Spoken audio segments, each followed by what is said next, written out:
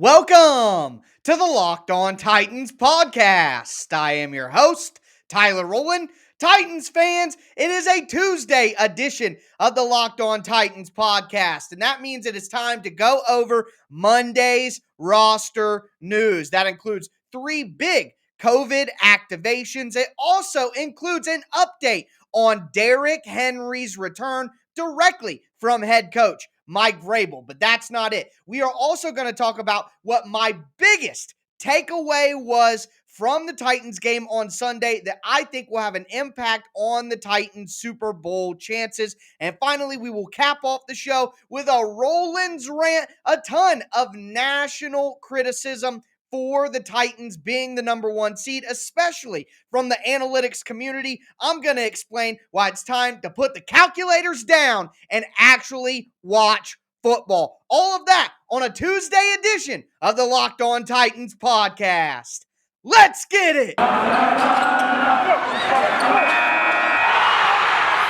You are Locked On Titans, your daily Tennessee Titans podcast, part of the Locked On Podcast Network. Your team every day.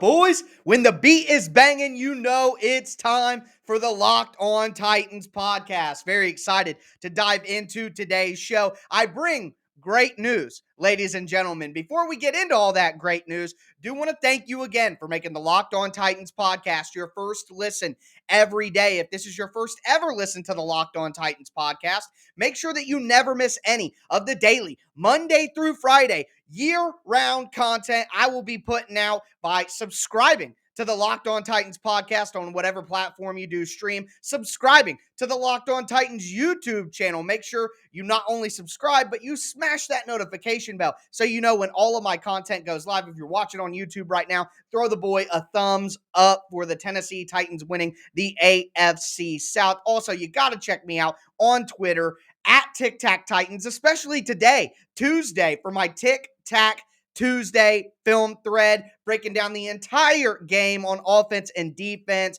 Also, check out the show Facebook page at Locked On Titans Pod. But let's dive into all of this Monday roster news. I am going to start with the COVID activations. The Titans officially activated Julio Jones, Jayon Brown, and Kendall Lamb off of COVID. Julio, obviously, we know the kind of impact that he can have, although it's not been a statistically productive season.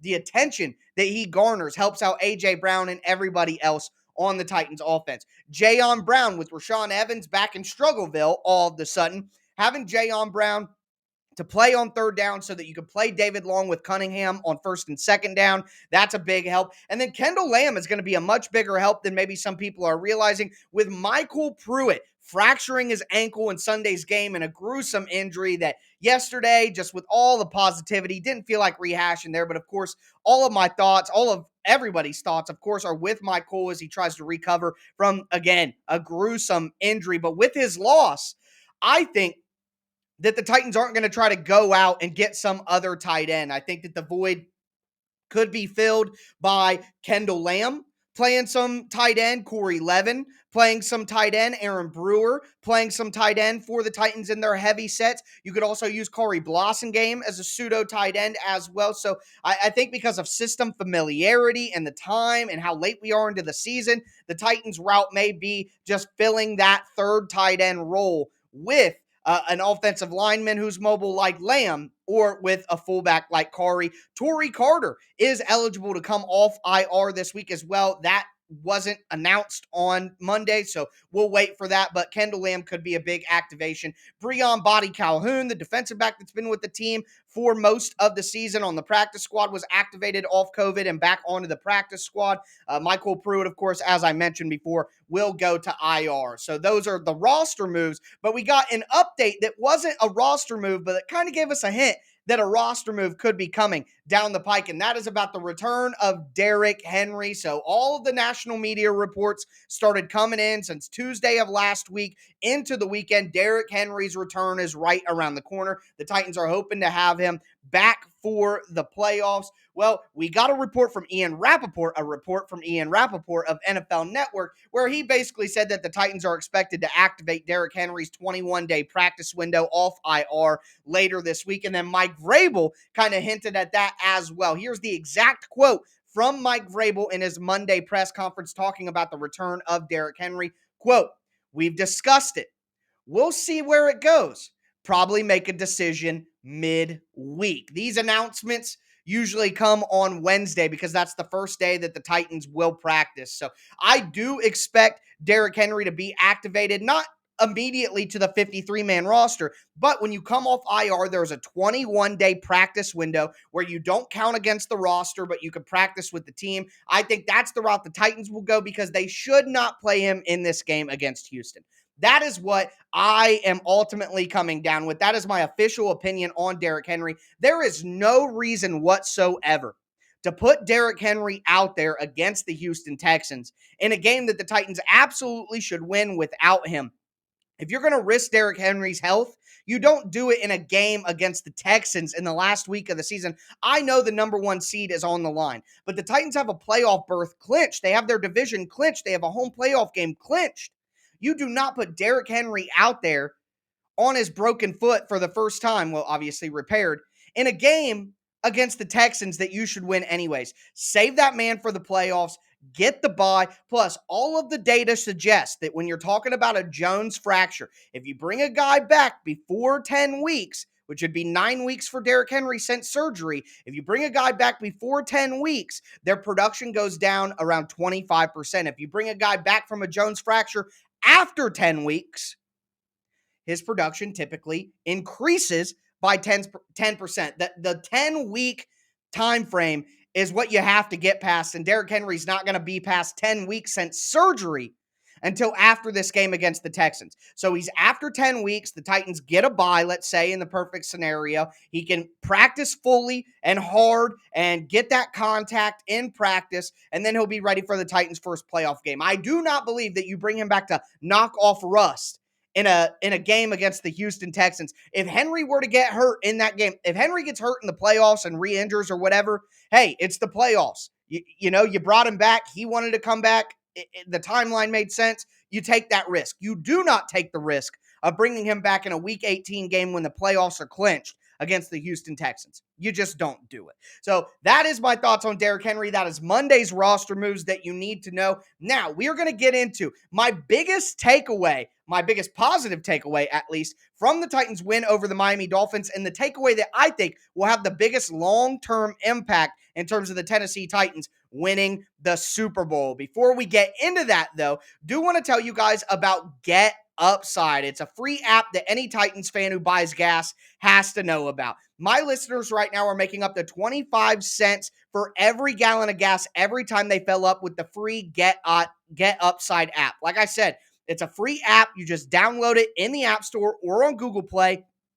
Use the promo code TOUCHDOWN when you sign up, and you're going to get a bonus 25 cents off per gallon on your first fill up. That's up to 50 cents cash back. Don't pay full price at the pump ever again. Get cash back using Get Upside. Download the app for free. Use the promo code TOUCHDOWN. Get up to 50 cents a gallon cash back on your first tank. Some people who drive a lot get up to $200-$300 a month in cash back. And here's the thing. There's no catch. The cash back goes right to your Get Upside account, and then you can cash out at any time directly to your bank account, your PayPal, or even to an e-gift card like for Amazon. So just download that free Get Upside app, use the promo code TOUCHDOWN, and get up to 50 cents a gallon cash back on your first tank. That's promo code TOUCHDOWN on the free Get Upside app.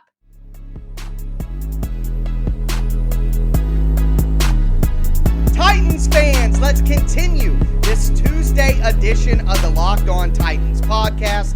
I just told you guys about all the roster updates on Monday, talked about Derrick Henry, my thoughts on when the Titans should bring Derrick Henry back. But now I want to get into one of the takeaways that I had from the game against Miami, and it's quite the positive development. And I think personally, it is the most important development coming out of that game. It wasn't Ryan Tannehill's performance. It wasn't the defense. It wasn't the news over the weekend about Derrick Henry's return. Nope. It was the offensive line. Wait a minute, the offensive line? What do you mean? Let me tell you what I mean, guys. This Titans offensive line is no secret. They've been great in run blocking all year, one of the best run blocking offensive lines in the NFL for multiple years. But they've really struggled in pass protection. It's been a major issue. They're top 5 in sacks allowed, and you don't want to be top 5 in that category, not the top that you want to be at. So I think one of my biggest concerns about the Titans pass the health because, you knew, all right, guys are going to come back. Derrick Henry's not done for the year. AJ's going to come back off IR. Julio's going to come back. Tannehill's not hurt. The defense is in a good spot, blah, blah, blah. So the concerns really weren't there. But the biggest concern was, hey, even when everybody's healthy, this line can't block when it comes to pass protection.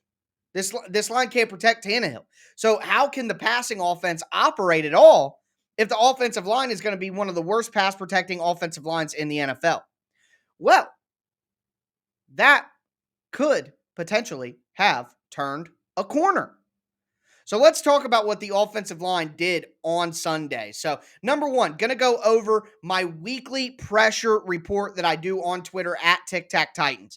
Taylor Lewan, 0 pressures allowed, 0 sacks. Roger Saffold, 0 pressures allowed, 0 sacks. Ben Jones, 0 pressures allowed, 0 sacks. Nate Davis, 0 pressures allowed, 0 sacks. Quessenberry, only 1 pressure allowed, 0 sacks. The only sack that was actually allowed was Jeremy McNichols blowing his assignment. Let me remind you, the Miami Dolphins had the most sacks in the NFL going into the game with 45. They had 6 more sacks than second place. This was the best pass rushing team in the league. And the Titans offensive line just shut it down. They just shut it down. Not only did they shut it down, but the Titans ran for 198 yards. The Titans offensive line dominated this game. And again, that is the most beneficial long-term positive development that came out of this weekend.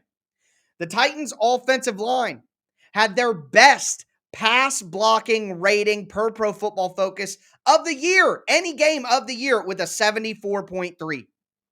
I know that sounds low, but being in the 70s with Pro Football Focus grades is pretty good. It's not bad. So the chemistry is coming together. Saffold had the break with COVID, injuries. He's looking healthy and looking good. Taylor Lewan is playing his best football that he's played since tearing his ACL. I mean, it all makes sense when you look at ACL recovery in the timeline. Yeah, he's been out there, but now he's looking like himself. Taylor Lewan was great in this game. Really great in this game. Nate Davis is out there. Ben Jones is out there. Quessenberry is out there. I mean, the chemistry is coming together. The offensive line is healthy. They're communicating properly. They're pushing around good defensive fronts. I mean, this is exactly what we wanted to see from the Titans offensive line all year long. And yes, it took us a while to get here, but we're here now. And Derrick Henry is right around the corner. The Titans have ran for more yards in the 8 weeks without Derrick Henry than they did with Derrick Henry. Now, I'm not saying that as an indictment on Henry. What I'm saying is the offensive line is still rolling, and now if they can get that chemistry going in pass protection, because everybody's as healthy as they have been all year, and that chemistry is gelling, even though late, better than never. I mean, that is as big of a development for the Titans as anything that has happened all year long. If the offensive line can get right as the Titans go into the playoffs, and the Titans should run for 300 yards on the Texans in this game.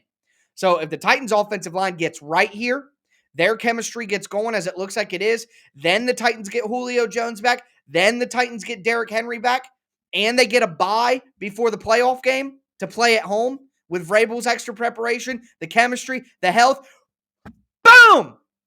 Ladies and gentlemen, that's why the offensive line getting in their rhythm, getting in their groove as the weather gets cold. You see me in here? I got my beanie on, my locked on beanie. I got my hoodie on. Winter is coming. And while winter means Derrick Henry, winter also means the Tennessee Titans offensive line. So to me, that was the biggest takeaway of the weekend is the Titans offensive line absolutely dominating. The best pass rush team in the NFL in the trenches, not only in the run game, but of course in the passing game. Incredible stuff, and hopefully that can continue. They're going to play a much less or a much worse defensive front this weekend, and I expect that momentum to not only continue, but to crescendo as we get to the NFL playoffs. Very excited about the game, very excited about everything that's happening. You know who's not excited, though? NFL Analytics Twitter seem to have nothing nice to say about the Titans. So I am going to talk in the final segment of our show about why all those analytics folks are dead wrong on the Titans and why it's a pride issue, why they can't admit how good the Tennessee Titans really are.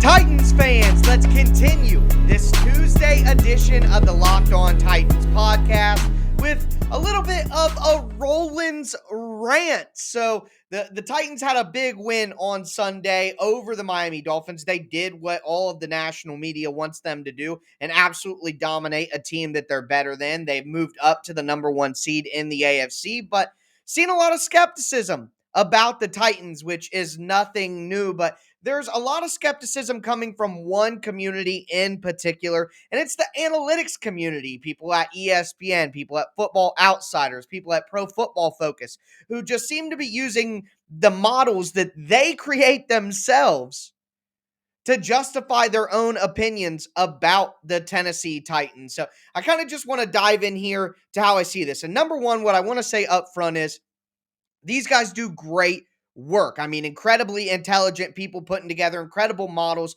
predictive analysis that has its place in the football conversation. This is not an anti-analytics rant by any means. But what this is an anti-confirmation bias rant, because basically what's happening here is these guys who have analytical models that tell you how good the team is, DVOA and FPI and all these different things. So they're saying that because their model has the Titans as not one of the better teams, one of the worst teams in the playoffs, or however they want to categorize it, because their model doesn't have the Titans as one of the best teams, that means that the Titans have to be fraudulent. Because the Titans don't fit in the little box that they've created in their own mind that tells them, oh, this is right. This team is better than this team. This is what I created. At the end of the day, they are creating the models. So their opinion of how the model should be set up or how the equations should be set up, their opinion of that still has a big factor in how these rankings work. But regardless, I still think that, DVOA and FPI and Pro Football Focus have their place. The ratings aren't entirely flawed. But here's the problem, is when a team like the Titans outperforms what the numbers say, defies what the numbers say, these guys, instead of saying, hey, it's pretty crazy that the Titans have been as good as they have been when our numbers don't line up with that, maybe there's an area we can improve on our numbers. Or even just, man, it's miraculous that they're defying the numbers. Instead, what these analytics guys do is they jump on Twitter and they say, oh, the Titans don't match up in our created formulas and numbers, so that means they must not be very good. They're fraudulent. What? Maybe it's possible, and let me go down this tangent. My explanation here for why this is. I think it's possible that, and now, again, another little preface here. I am somebody who didn't play at the highest level. I didn't play in the NFL, so it's not like I can speak from experience. But I think there's something to be said that all of these people in the analytics community online don't think running backs matter. They don't care about the running game, and that's part of the reason that there's this inherent bias against the Titans, because the Titans play a brand of old school football, a brand of physical football that doesn't necessarily appeal to some of these people who look at football as science rather than a human played sport. And I think that it's possible that people who have more experience with numbers than they do football can put too much of an emphasis on the things that they can quantify and not enough of an emphasis on the things you can't. There is a reason that we don't just go by what the projections are every single week. Humans play this game. The best parts about sports are the parts that are ignored by analytics. People's heart, people's determination, injuries, fighting through those, experience. There are guys, if you've played any sport ever, you know that there are certain people who mentally just aren't as clutch, or they just tend to, people who have bad attitudes, who tend to give up on the game quickly, or you've had bad teammates in your life that when the going gets tough, they throw a fit or they act out, like Antonio Brown over the weekend. We've all dealt with people like that. Those little mental and psychological aspects of sports, and especially of football, cannot be quantified or calculated by analytics. So when the Tennessee Titans run down your throat for 50 minutes, and there's a couple of guys on the defensive line who just mentally, them as human beings, don't want to deal with the pounding anymore, and then Derrick Henry breaks off a 70-yard run, that is not 100% measured by the calculation that you've created. So I just think that it's annoying to me that whenever the Titans do good things that don't match up with what the analytics community determines is good, the response to that is never, hey, maybe we need to look at our model in a different way. Or, hey, congratulations to the Titans. They're even against the numbers, have been a great team. It's actually, no, the Titans aren't a great team. And it's proven because our numbers say they aren't great. And what you're seeing out there, that's just a fluke for a whole season. Like, there's a lack of self-awareness here. Maybe it's not that the Titans are flawed. Maybe it's that your analytics and your systems and your models and your calculations are inherently flawed because they were trying to boil down a non-scientific element in football and sports into a complete science. There are areas that cannot be tracked that way about sports, about life. Human beings play the game, emotion, psychology, all of that matters.